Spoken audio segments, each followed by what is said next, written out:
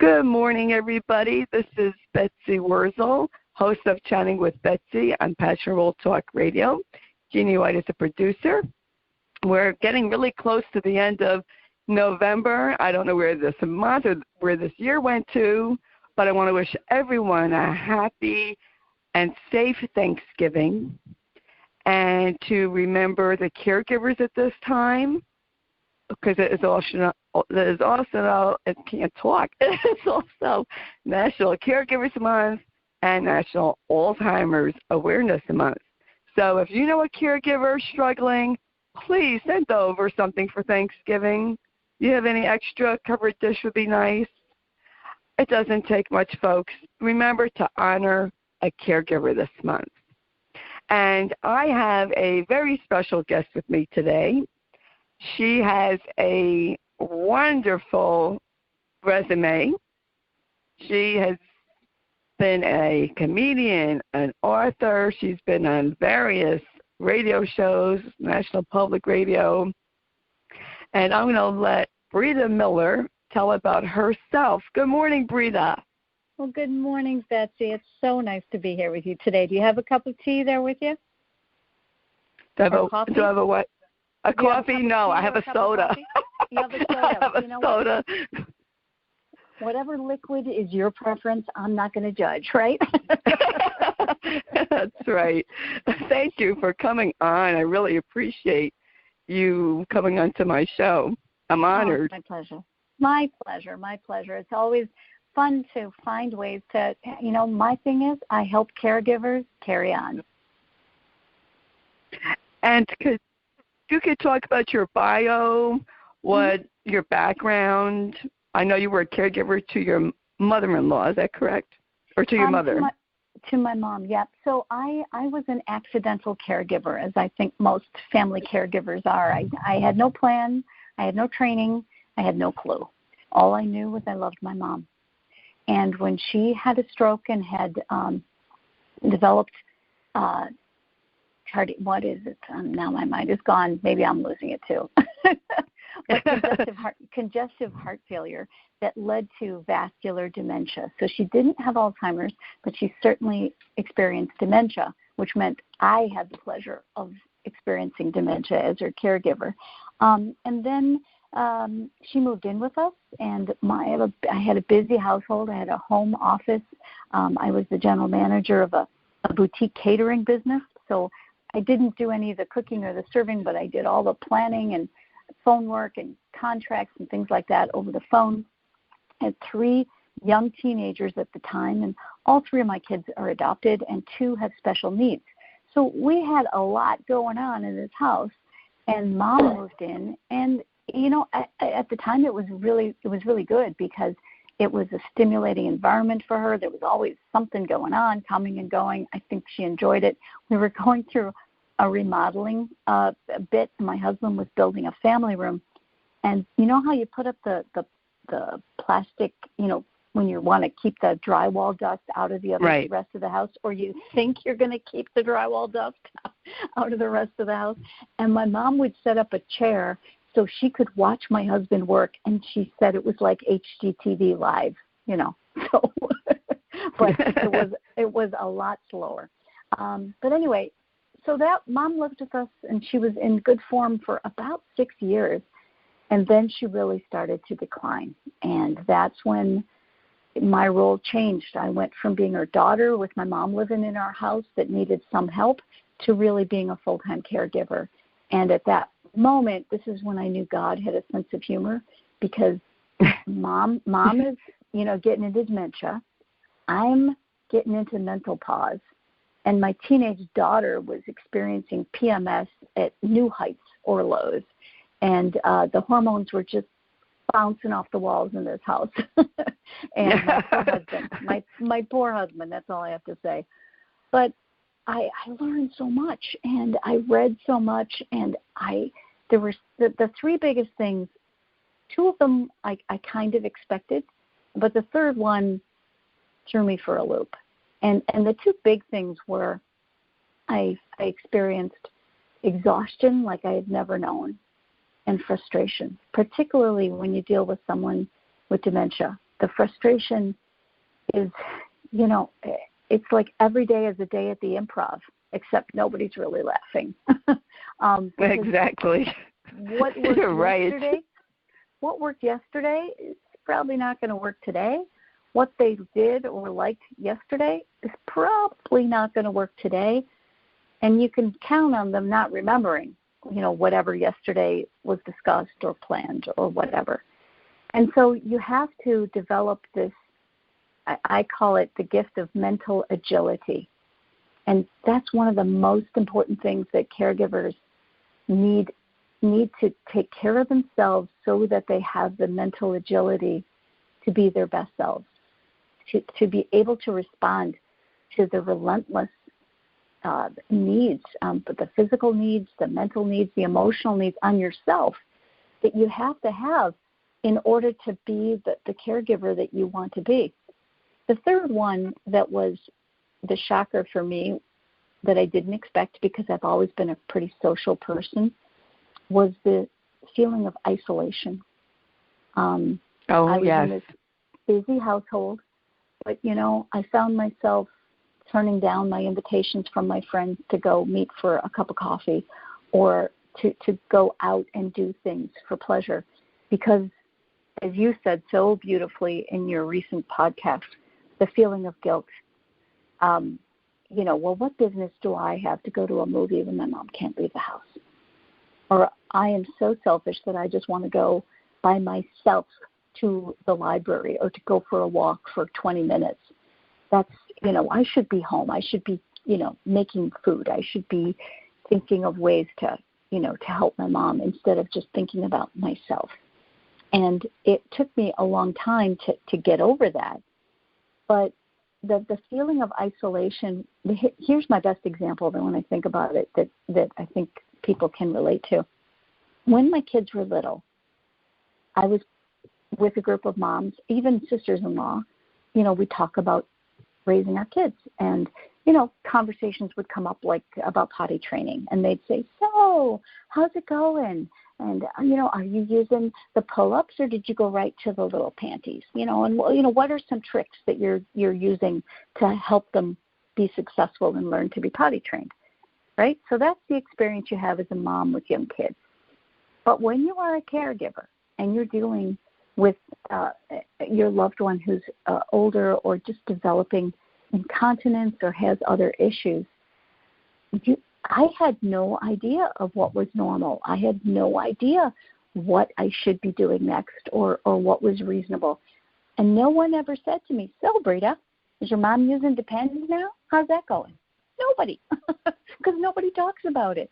And when I remember a time when a physical therapist came to the house to help Mom because she had had a fall and she was really unstable. She had neuropathy. She was using a walker, but she was terrified of falling. So in her little Irish mind, I love my mom, but she decided that she was worried about falling. So the solution is to not get up too much. And she didn't want to have to worry about going to the bathroom all the time. So she decided she was not going to drink her tea or drink her water because then she wouldn't have to pee so often. And you know where that's going to go, right? I mean, dehydration, a UTI, it just kept getting worse. And I was really frustrated. Now, at the same time, Mom had developed some incontinence, and she didn't know it.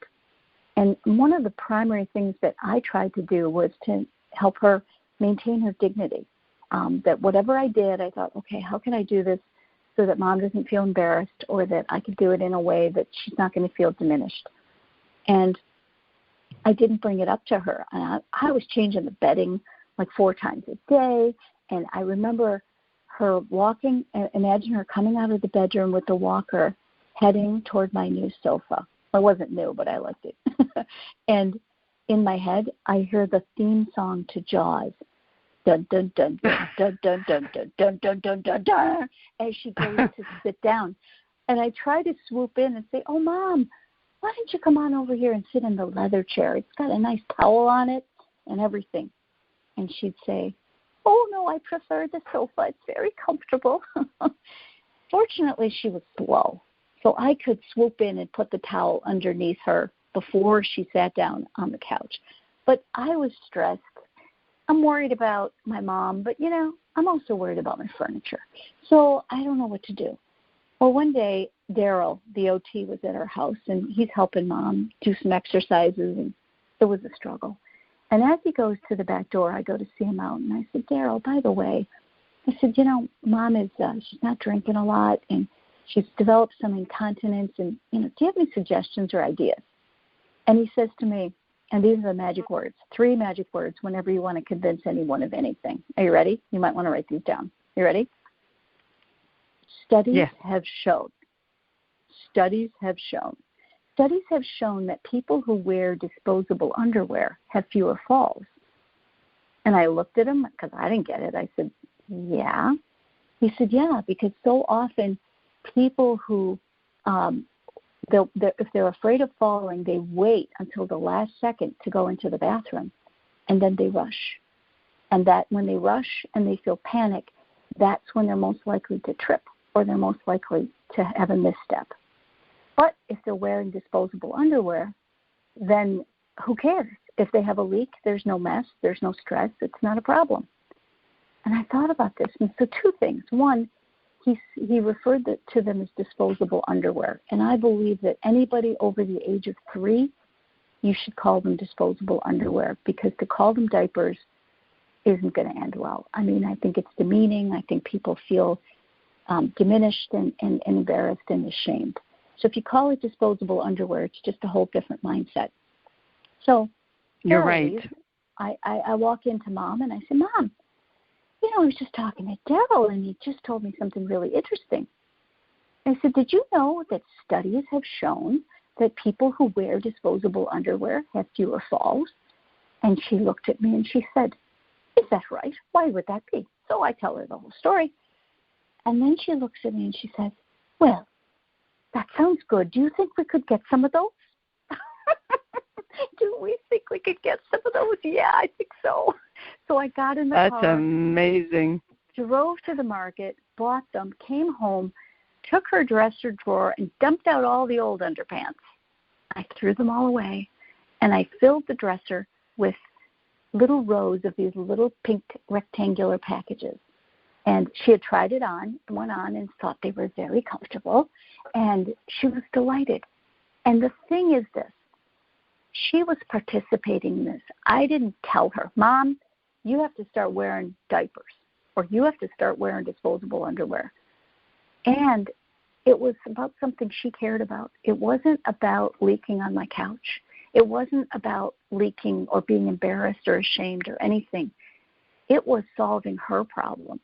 She was worried about falling. And I explained a way that she could use disposable underwear that could help her solve something that mattered to her. And I did it in a way that was dignified and adult, and she felt empowered and participated. So it was one of the best lessons I learned as a caregiver, and I used it in many, many other ways. So what do you think of that idea? That's great. That is great, Brita. I was just going to say, we have to be very creative as caregivers. And, excuse me, that was very creative. I know I told Matt that I was going to get him a new underwear that, we just throw away. Mm-hmm. And I didn't call it diapers because before he wore the Depends, he said, if I have to wear diapers, I'm going to kill myself. Mm-hmm. So he didn't want to see himself in that way. So when he did come to that point, I said, we're going to get you some new underwear to wear. Yep. And for men now, aren't they gray or, they can look, there's different looks, that you can get that just aren't so obvious. So, and when he started, I also put on his boxers, mm-hmm. so that he felt he was still wearing boxers. Yeah. And You're right. We have to make our loved ones still feel dignified and still feel that they are part of their own caregiving. Don't you think so? Absolutely. I really do. And I think here's the other benefit, and this is down the road, but apart from it being the right thing to do, I mean, to treat someone with dignity, it's just the right thing to do. But the benefit that is a selfish benefit is that you don't have any regrets, right? You say, you know what? That's right. I did it with the best of intentions. I did it in the best way that I possibly could. And I worked hard to think of a way that it isn't going to shame a person, isn't going to make them feel embarrassed or diminished in any way. An example a friend of mine did that I love this idea. Her father had Parkinson's, and he had, the tremors and the shaking made meal times really, really messy. Her mom was quite the crafty one, and she made a whole series of, she called them GUBS, G-U-B-S, grown-up bibs. So they were GUBS, but here's the funny bit. They were all either, some of them were towels that she just cut like a hole for the neck and then stitched like an elastic something, so that it was comfortable around the neck. And then she was talented. So, that's my director of marketing. Sorry, my dog. But she appliqued different designs on the front of each GUB. So one was Superman, one was Superwoman, one was Batman, one was like a tuxedo person, one was like a Playboy bunny. Okay, they were all funny or different ideas for these. And then they were all folded and they were kept in a cupboard or a drawer in the kitchen or the dining room. I'm not sure where they ate. And every night at dinner time, there were 4 of them, the mom, the dad, and the 2 teenagers living in the house at the time, she said. And every night at dinner time, they would choose their GUB, and everybody wore one. And it was funny to see what they were going to be that night, because she must have had a stack of 12 of them or something like that. And they would take turns. But her dad didn't feel diminished that he was the only one that was wearing a bib at the table, that they all wore it. That is so cool. Isn't that a great idea? That is cool. And I know if you're not handy, you can go on Etsy and you can buy things like that. But if you're halfway talented or thinking about it, you could probably make something out of towels. That's a great idea.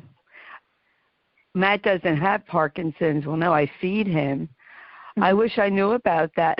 Actually, Matt was having difficulty and feeding himself. I mean, he would look like he had Parkinson's, but he doesn't. He just had tremors from the medication, just the progression of the Alzheimer's, and he would spill his food all over. And now that he's in the later stages, I have to feed him. Yeah. But, sometimes the spoon doesn't get to the mouth, and I get the food all over. And that's great. We have to be very creative. I love that you said you're at the Improv every night. How true is that? That's the mindset. When you wake up in the morning, it's like every day at the Improv, what situation am I going to have to deal with today? What comment, what worry, what behavior, what challenge lays before me? And honestly, the whole idea that I think about caregivers that we're the worst at is taking care of ourselves. As you said before about feeling guilty about it. Well, here's what I want to say to you. Imagine you are the care recipient. Imagine you are being cared for someone, and the person who's caring for you, you see them, and you see that they're tired, and you see that they're cranky, and that they have headaches, or that they're not feeling well, or they're looking, drawn and not good. It doesn't make the patient or doesn't make the care recipient feel good. In fact, it makes them feel worse. It makes them feel they're really a burden to the person who's caring for them. But moreover, as the caregiver, if you're not your best self, how can you possibly be creative? How can you possibly expect to be resourceful or be able to not bite their heads off, to not be snappy and rude when you are overtired and you are overextended? So if you don't feel that it's right to take care of yourself because it's selfish, or if you feel, well, I can't go for a walk, or I can't go get a massage, or, I can't go to a movie with a girlfriend because that's just not right. I'm going to suggest to you that if you don't do those things, you are doing a grave disservice not only to yourself, but to the person in your care. Because with the time that you're gone, if you're able to arrange someone else to be in your stead, two things will happen. You're going to be refreshed. You're going to be in a better place when you come back because you're just going to feel good about getting a break. And the person is going to miss you. The person, if they take it, not take advantage, but if they take you for granted or don't, appreciate all that you do, if you're gone for a couple of hours and someone else is there, they're just going to be that much more appreciative when you come back and things are done exactly the way they like it. So that's just a good point. The idea is just to flip it in your head. Give yourself permission. So the thing that I say is that take a break before you break. I love that. I love that, Brita. The emphasis is before you break. Don't wait till you have the nervous breakdown. Don't wait till you collapse and you end up in the hospital and say, well, yeah, I guess I should have been taking care of myself all those years. I mean, I know that when I was actively caring for my mom, and then we were the respite caregivers for my husband's parents last year, my mother-in-law passed away after 10 years with Alzheimer's disease. And my sister-in-law was her primary caregiver after my father-in-law passed away. And so we would give my sister-in-law respite care and have Mom come out to be with us for a few days. And, boy, it just reminded me of how hard it is. And we're sitting there, and I had some papers and things. That I used to get my mom to feed my shredder. She was my office helper. She loved that. She'd have to take breaks, though, because it would be tiring. And but my mother-in-law, I was unwrapping some dishes or something that I was reorganizing my china cabinet, and I asked her if she'd help me, and she said, sure. And I asked her if she would fold all of the crinkled tissue paper. And it was a make-work kind of thing. I didn't really need it to be done, but she loved it. And she sat there, and she was very busy folding all those things. And she looked up at me, and she just gave me the greatest compliment. She said, I don't know who you are, but I know I like you. Oh. And, here's what I want to say. That touched me deeply, and I thought it was very sweet. But I think if she would have said that to her daughters, they're in a different place, and they have a different relationship. And I think they would have been very hurt. You know what I mean? Yes. You know what, Brita, I feel that any type of dementia does rob the brain, but it does not rob the heart of love. And people know whether they have dementia or not, whether you genuinely love them and care for them. Children even know that. Yeah. I work with children. They know that. I've worked with people with severe disabilities. They know the love. Mm-hmm. They really do. And they also know when they feel safe, right? Yes, and they feel safe. And this is what we need to do for our loved ones. I love take a break before you break. I love that. Mm-hmm. Because it's true. We feel for some reason, I don't know about men, but we feel as women, we have to put on the superwoman cape and do everything and put ourselves last. Because this is sometimes what we're taught in Sunday school teachings, put others first. Mm-hmm. And we really, as caregivers, need to put ourselves first and love ourselves and take care of ourselves. Because self-care is not selfish. self-care is survival. Exactly. That's what I say also. Exactly right. It is essential to our well-being. And I could say this because my husband's had this for 10 years, and everyone progresses differently. Mm-hmm. If anybody wants to enjoy life after caregiving, like I do, you must take care of yourself during caregiving. Yeah. So you can have a life after caregiving. And you know what? I'll say this is that, I don't know anybody who really looks forward, to their mammograms or their gynecological exams. Nobody thinks like, yay, can't wait, right? But I know True. I was guilty of not scheduling those things because my rationalization in my head was, I was being noble. Oh, no, I don't have time. I have to make all of mom's doctor appointments. I have to take the children to the doctors. I don't have time to schedule my exams. No, that would be selfish. I can't do that. Well, I'm going to call BS on that, right? Because what I remembered after my mom passed away, I said, okay, I need to get my house in order. And I scheduled all the exams that I had neglected. And I was terrified because I thought, oh, my gosh, it's been, like 3-4 years since I've gone in and had a mammogram or had these other exams, and I was embarrassed by it, and I was worried. And I put this additional worry and burden on my shoulders unnecessarily, really. And I don't know about you, but I feel like I should get a gold star when I do adult things like, I got my tires changed. I got my oil changed. Oh, I got my tires rotated. Oh, I scheduled a mammogram and no one told me that I needed to do that, or I didn't, I just did it. And I guess that's one of the things about self-care that we can often rationalize not doing, because self-care is not just about, something luxurious and glamorous like going to get a pedicure or something like that. That's great, and that's good if you can do that. But self-care is about being mindful of yourself. And as I heard you mention about meditating, even if it's 5 minutes, for me, it's like when I start my day with a warm cup of tea or coffee. And I make sure that I am mindful how I enjoy it. I just don't knock it back and say, okay, I got to go. I get up earlier so I can sit there and I can hold the mug in my hands and I can feel the warmth from the cup.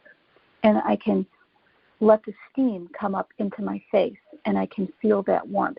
And I can experience having this few minutes with this wonderful little beverage in my house. And I make sure I pick a mug that I like, that I've got a couple of mugs that are up there. And I deserve a mug that does not have a chip in it, right? I deserve a cup or a mug that is not a styrofoam something. And it doesn't cost much money at all to have a decent mug. In fact, one of my favorite places I like to go, there's a thrift store in another town near us. And my friend, what she calls it? Salvation Armani, because it's in kind of a wealthy neighborhood, and people donate stuff there that, I don't know, they're just clearing out their cupboards to get more stuff. And it's amazing, really nice things that even if you don't have a lot of money, you can go to a thrift store and go on a treasure hunt. You never know what you're going to find. So maybe you find a nice mug that you really like, and you can take that time in the morning or the evening, whatever time you can get to yourself, and savor it. And that's just one small example of what I think self-care should be, is to carve out and then also to make sure that you're enjoying it in a spot that you like. Maybe it's a special spot in a chair. I have a screen porch on my house, and I live in Michigan, so it's pretty cold right now, so we're not out on the screen porch. But I can't wait till I will be enjoying it next, I'd like to say April, but it's probably May, that it will be warm enough to be sitting out there. And that's my favorite spot to be. But in the wintertime, there's a corner of the couch that I like a lot, and that's my spot. And I will make sure that I sit there for 5 or 10 minutes in the morning before I begin my day to drink this coffee or tea and just think about things and just settle myself before I begin my day. Does that sound like something that people can do? Yeah. Yes, that's great advice. I like that. I know myself, I just had my mammogram done this past summer, and I hadn't had it done in 4 years. Yeah. I was, just behind. I didn't have the time to go to my gynecologist to sit there for 3 hours. So I begged my endocrinologist, please write out the script, and she knows my situation. But I am, I'm ashamed to say, but I am behind. I need to get a colonoscopy done and, go to the GYN. These are important things that we do tend to put off, and we shouldn't. Well, and so I have 2 things to share with you, and this might be bordering on TMI, okay, so forgive me. But a couple of years ago, I experienced something that, again, this was something women don't talk about. But I had a mammogram, and then I got a phone call telling me I needed to come back. And I took this phone call, and I was going into a meeting, and it was after my mom had passed away, so I was, out and about working. And they said I needed to come in and reschedule because they saw something on the exam. And I thought, what? And I was freaked out. And I went back, and then they said they were going to do an ultrasound to make sure there was nothing there, blah, blah, blah. And I had to wait a few days for the results. The good news is it ended up being nothing, a calcification, that they said I needed to come back in 6 months and that they would watch it. But you know what I learned when I mentioned this to some other people, because I was just beside myself? They said, oh, yeah, I've had that. I've had 2 or 3 of those. False positives are apparently very, very common. And I had no idea because I had never had one. So here I got myself just in a tizzy over something that many, many women have experienced but don't talk about. And then the other thing I want to say to you is the colonoscopy. This is how pathetic I was, right? When I had a colonoscopy, and my mom was still alive, and my husband took me to the hospital, I said to myself, this is like a spa day. Oh, my. I'm a patient. And I got, the warm blankets after the procedure, and then, people are offering me, juice to drink, or would I like to have a cracker? And I'm thinking, oh, my goodness, I'm so used to being on the other side of the bed. I'm so used to being the caregiver. It was so strange for me to be the recipient. And, it was like a day at the spa. As I said, I don't get out much. And if you That's true. That's true, Frida. I felt that way, too. Yeah. So, think of it that way. And but apart from physically doing it, mentally, it's a gift that it's just one more thing that is weighing you down that you can check off your to-do list. And it is a type of self-care that is essential, because if there is something bad going on, I've never heard anybody who had a diagnosis say, yeah, they found it too early. Yeah, I wish I would have waited longer. Nobody says that. Exactly. Say, thank God I got it early. Thank God I went in. And it's just there's discomfort, right, which many of these procedures involve some type of discomfort, but nothing like getting a scary diagnosis, right? That's right. And I've been on the end of waiting for a diagnosis. About 6 or 7 years ago, they thought I had a nodule on my thyroid. Ooh. But it was a nodule on my one of my lymph nodes, my neck. So I went to get a biopsy, which that hurt because they stuck me twice in my neck. And I was in tears, Brita, because all I thought about was, who is going to take care of my family? Yeah, exactly. Who is going to take care of my family? Yeah. And I said, don't have time for this, really. People don't understand. Yeah. I was in tears and, waiting for the results. It was very nerve-wracking. And I just, bargained with God, please just let me live long enough to see me through this journey. I have to see me through this journey. And thank God it was normal. And it was, I had a bronchoscopy a year and a half ago, and that, again, you're waiting for these results, and, it was nice because it's taking me the warm blanket, something to drink, something to eat, and it's the, recuperation afterwards that I had a little trouble with because I couldn't rest like I would have liked to, but at least I got that over with just to find out if there was something wrong. And then again, I'm like, God, there can't be anything wrong with me. I have to be able to take care of Matt. Yeah, and I think we're in denial about the possibility that there could be something wrong, and then you just kind of push it out of your head. But we just have to get over that, right, and say we need to find out. You need to find out what's going on so that you can address it.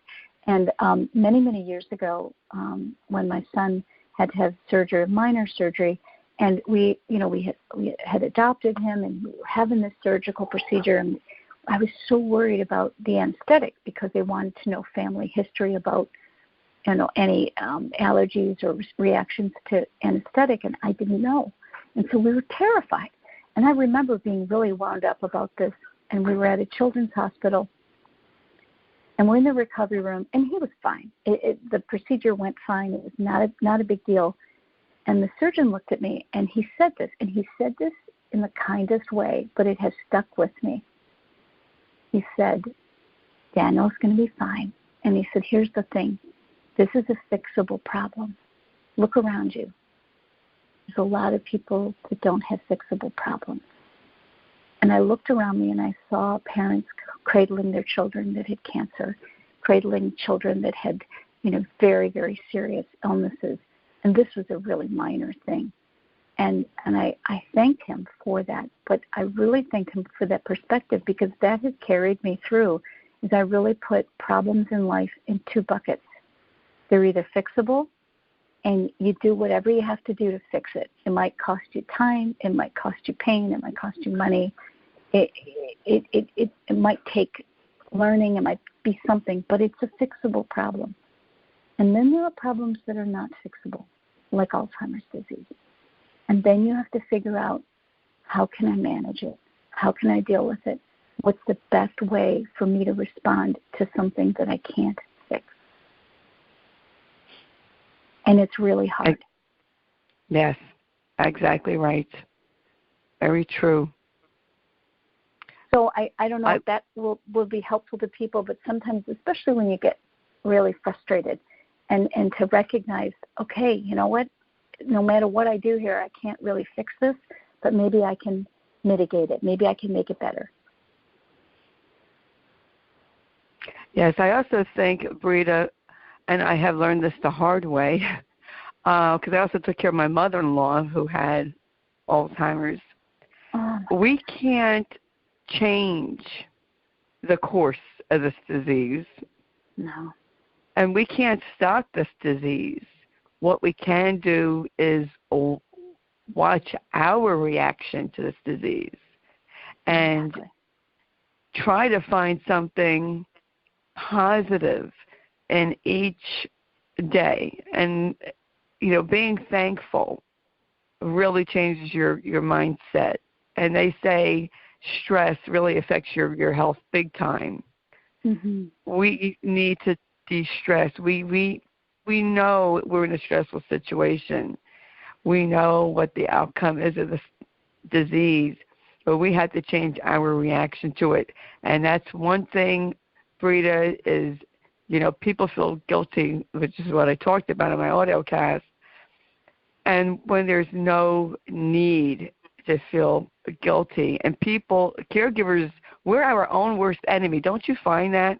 Oh, God. Like, we need to get out of our own way. We really are. I think many times, the woulda, shoulda, coulda.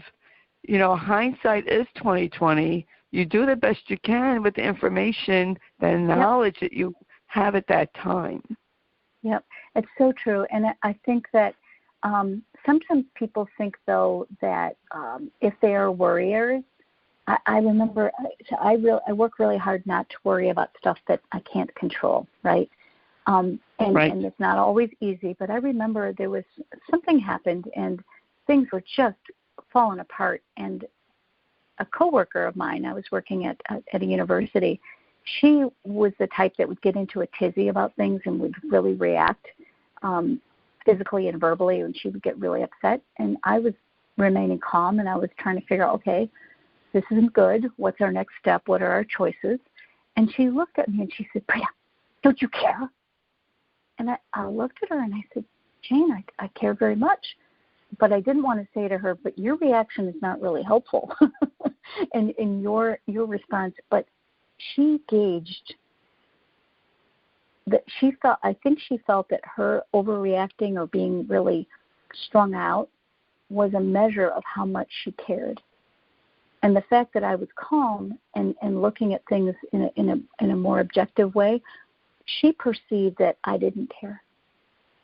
And I found that to be so interesting. So I'm wondering if caregivers sometimes, if they get overwrought or they worry about things that are beyond their control, they feel obligated to do that to show how much they care. Does that make sense? I'm not sure if I expressed that. Yes, no, that does. That does make sense, because people might think, oh, why are you so cavalier and nonchalant about your loved one's condition? How can you have that attitude? How can you, say that or have that type of perspective? And it comes with years of experience. Yeah. It really does. It does. And the fact that, you this is not your first rodeo. you know where things are going, and you also know what's going to be helpful, right? And I think that's what the decision you can make every day is, we can only do the best that we're able at any given moment. And if we're overtired, if we haven't been eating well, if we haven't been sleeping, the chances of us having a really good day are greatly reduced. Am I right? That's right. Absolutely. And regardless of the circumstances or the condition of your loved one, if you're not able to present your best self, the chances of it being a good day are greatly reduced. Now, that's not to say that you could be in fit form and doing well, and the day could still not end well. It could still be a disaster. Bad things happen. We know that. But you're going to be better equipped to respond. And mental agility, is the key. So can I share with you just an idea, a holiday gift for everyone about dealing with challenging people? Sure. Are you ready?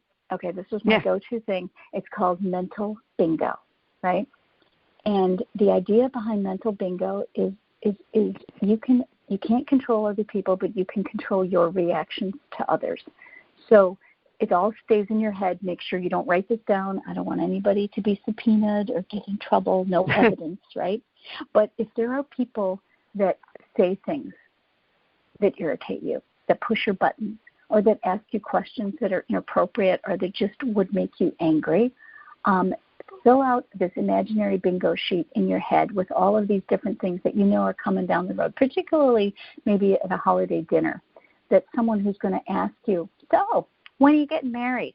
Or, are you going to have kids soon? Or things that are, don't ask me those questions, or that's not where I want to go. Or a political conversation that they want to, get a rise out of you or start an argument, and you don't engage. Anyway, that's one thing. The other type is that if you have a person who does something over and over and over again that really gets on your nerves, instead of having the bingo across the top of your imaginary bingo card, you fill in these different behaviors.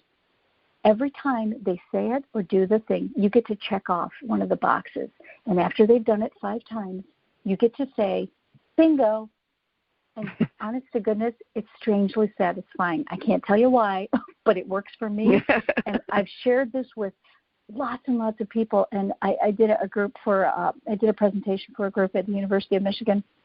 It was early in the morning, and I got this email, and this woman said to me, Brita, it's only 11 a.m., and I said bingo 5 times because her coworkers or her boss or someone would just say things that would just really irritate her.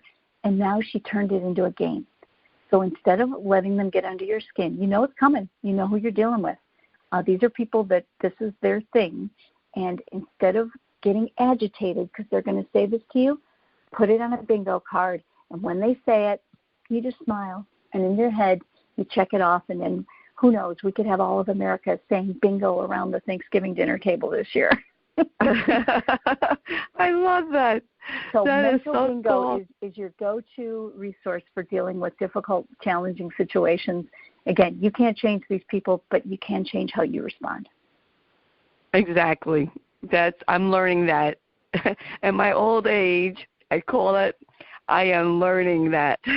It is really, we have a choice, Brita, to react, how we react to any situation and how we respond. And we need to come from a place of love. Yep. And so if we're able to come from a place of love, think of the dignity of the person in your care.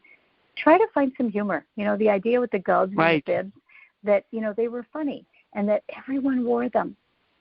And then it doesn't become, you know, an issue of shame, but it then becomes a topic of conversation, and it's just silly. But it's those small things that we can do that can really add up and make a difference. That's right. I so enjoyed having you, Brita, and I would really love for you to come back. I would love it. I could talk to you all day. I could talk to you all day long. You and I have much in common. I have learned to have a dark sense of humor, Josh and I. Josh is my son. Yes. Through this, you know, when Matt is hallucinating, it shocked, you know, Josh at first. And I didn't handle it right with my mother-in-law, but I know how to handle it now. Yeah. And, you know, you just have to go with the flow. And, there's men in the house. I said, I wish there was 6 foot, blonde, blue-eyed. They could give me a massage and do some work around here. Yeah. But we pretend to, you know, kick them out. And you have to have a sense of humor. You have to, really, and, you know, as long as they're not asking for the car keys and want to go for a drive, you know, you don't want to do that. Right. Right. You know what? Absolutely, yes. When my mother-in-law would talk about my father-in-law who had passed away, and she forgot that he died, and she knew because she was at the funeral and she was home when he passed away. But she would ask about him, and we would divert it, and we'd say, you know, boy, how did you meet Chuck? What was that like? And take her back to a time when she did remember. And she was able to talk about that and then not focus and be obsessed with, well, where is he now? Where is he today? And so those kinds of things, you just learn. And then don't be tough on yourself if maybe you didn't do that in the beginning or you didn't do it the way. Because I think it was Maya Angelou who said, you know, when we know better, we do better. That's right. That's so true. I love that. Yeah. That's so true. If you would like more, Brita, on my website, I have lots of videos. They're free. It's my website's really easy. It's BritaMiller.com, and it's spelled B as in boy, REEDA Miller.com. And I have a book called The Caregiver Coffee Break, 76 Practical Tips to Help You Take a Break Before You Break. And people tell me they love it. It's just a terrific way for caregivers to read a tip once a day. You know, it's a small, compact book, but it's filled with distilled wisdom, with lots of resources, and the focus is really about helping you get the mindset so you are able to take care of yourself so you can be your best self. Thank you. That is great. Do you have any last pearls of wisdom you would like to leave? Yeah, just be kind to yourself, you know, to know that your work, the time and energy you're spending as a caregiver is priceless. And the love that you're giving to the person in your care, even if they're cranky, even if they're not verbal, they know.